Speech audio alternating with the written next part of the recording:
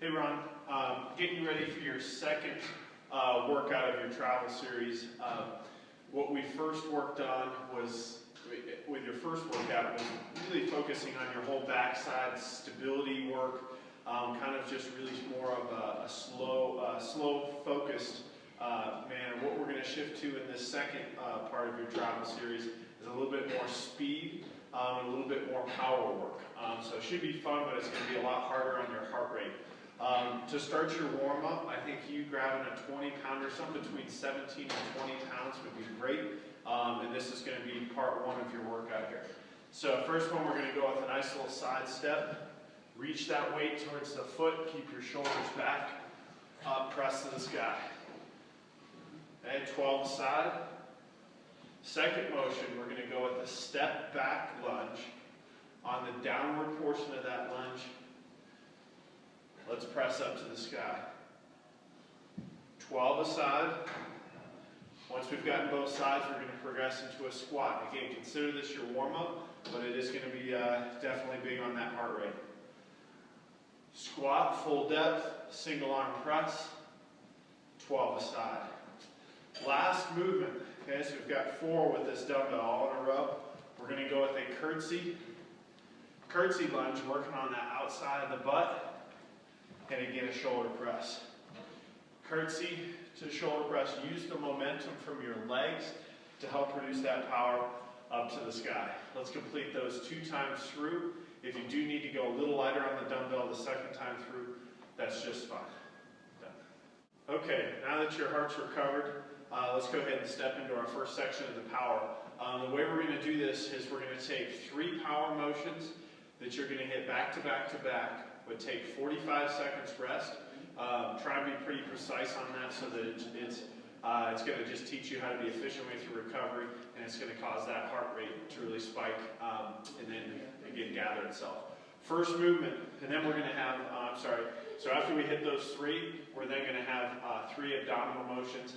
Then you'll come back into the power, back into the abs, so you get a little bit of chill time there. All right, first one, we're going to go with the overhead smash. You know very well. Let's lengthen that body up, release to the floor. Okay, and we'll just repeat, so it should look like this. Let's go for 20 repetitions. Okay, 45 seconds break. Split hops, down full range. Trying to hop as high as you can, but land as softly as you can. But don't short yourself on that range down. All right, 45 seconds rest, and then we're going to go into skaters with a backswing and follow through. So, want to side step. How quick can you get from one foot to the other? Backswing and follow through along with it. And then we're going to be heading into abs. Okay, Ron, I think I may have left out the number of skaters and split hops to do. Let's try for 20 on the split hops. Skaters should be about 40 seconds. And now we're going to step into abs. Again, you hit your power moves, hit the abs so that you recover a little bit, and then back into those power moves. Okay, so the abs we're going to try and hit back to back as well. Line on your back. First one, toes up to the sky, hands over the chest.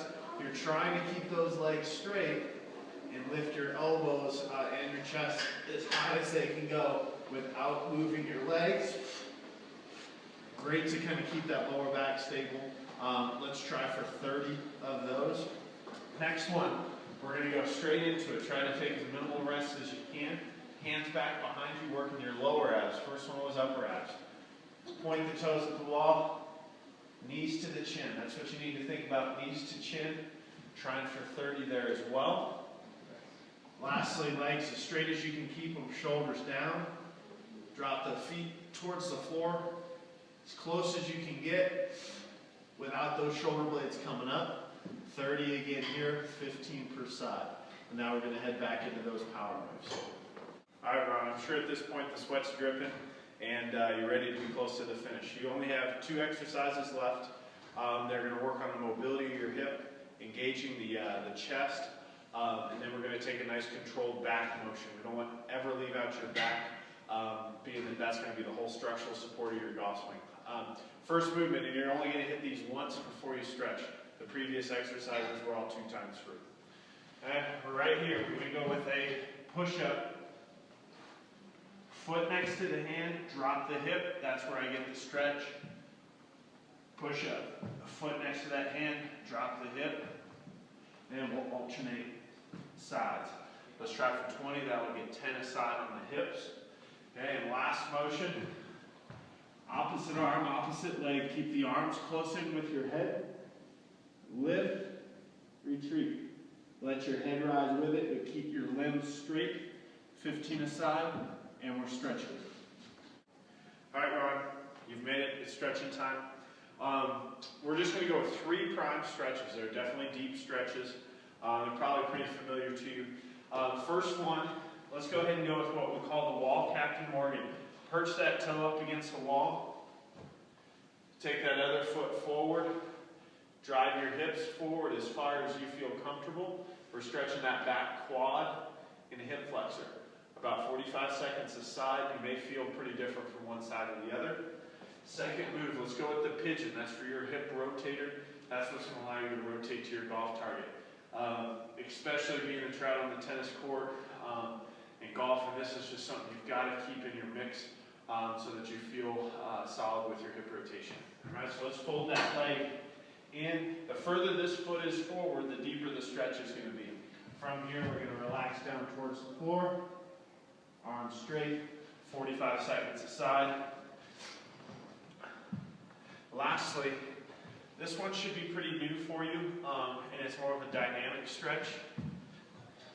Stay lying on our side. If we're on this side, I'm going to take right hand to the knees. I'm going to touch the floor. I'm going to try and apply pressure on this knee to keep it down as I try and touch that hand to the floor. Back down. Let's just go 12 aside. That should keep that spine nice and loose for your games.